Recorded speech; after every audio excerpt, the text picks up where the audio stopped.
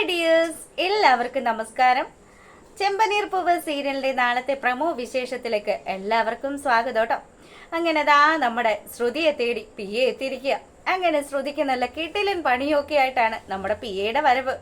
എപ്പോഴും മാസത്തില് ഇത്ര രൂപ വെച്ച് പി എക്ക് കൊടുക്കുന്നുണ്ടല്ലോ.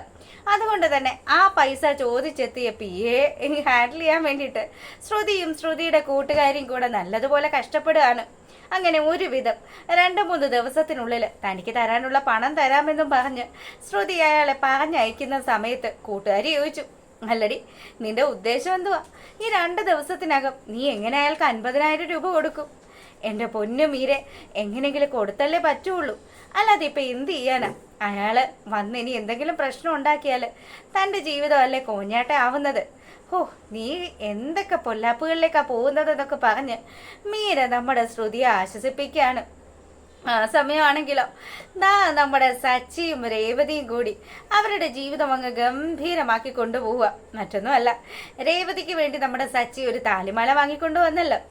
അങ്ങനെ ആ ഒരു താലിമാല ശരിക്കും പറഞ്ഞാൽ നമ്മുടെ രേവതി അവളുടെ ആഗ്രഹപ്രകാരം തന്നെ, അതും സച്ചിയും രേവതിയും തമ്മിൽ നടന്ന വിവാഹം 2 കൂട്ടർക്കും ഇഷ്ടമില്ലാണ്ട് നടന്നതാണല്ലോ. അതുകൊണ്ട് തന്നെ ഇപ്പം ഒരുപാട് തമ്മിൽ സ്നേഹിക്കുന്ന ആൾക്കാരായതുകൊണ്ട് തന്നെ അവരാഗ്രഹിക്കുന്ന രീതിയിൽ അങ്ങനെ ഒരു ചടങ്ങാക്കി മാറ്റാൻ വേണ്ടിയിട്ട് നമ്മുടെ രേവതി അമ്മയെയും ദേവുവിനെയും അതുപോലെ നമ്മുടെ ശരത്തിനെയൊക്കെ വിളിക്കുകയാണ്. അങ്ങനെ സച്ചിയുടെ 2-3 ഫ്രണ്ട്സും അതുപോലെ രേവതിയുടെ വീട്ടുകാരും ഒക്കെ കൂടി ചേർന്ന് ക്ഷേത്രത്തിലെത്തുന്നു.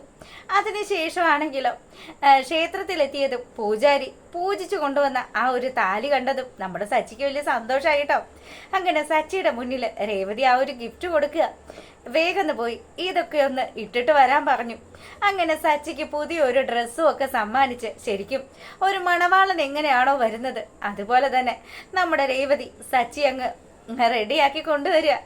അതിനുശേഷമാണെങ്കിൽ അവര് പ്രാർത്ഥിക്കുന്ന ആ ഈശ്വരന് മുന്നിൽ അവിടെ വെച്ച് സച്ചിയും രേവതിയും പരസ്പരം മാലകൾ അണിയുന്നതും അതുപോലെ അവിടെ വെച്ച് അവളുടെ കഴുത്തിൽ നമ്മുടെ സച്ചി ആ ഒരു താലി അണിയിച്ചു കൊടുക്കുന്നതും ഒക്കെയാണ് നാളത്തെ പ്രമോ വിശേഷത്തിലുള്ളത്. എന്തായാലും ആ സമയം നമ്മുടെ സച്ചി പറയുന്നുണ്ട്, ഇത്രയും കാലവും ഞാൻ എൻ്റെ മനസ്സുകൊണ്ടല്ല നിന്നെ ശരിക്കും പറഞ്ഞാൽ താല്പര്യത്തോടു കൂടിയല്ലല്ലോ വിവാഹം നടന്നത്.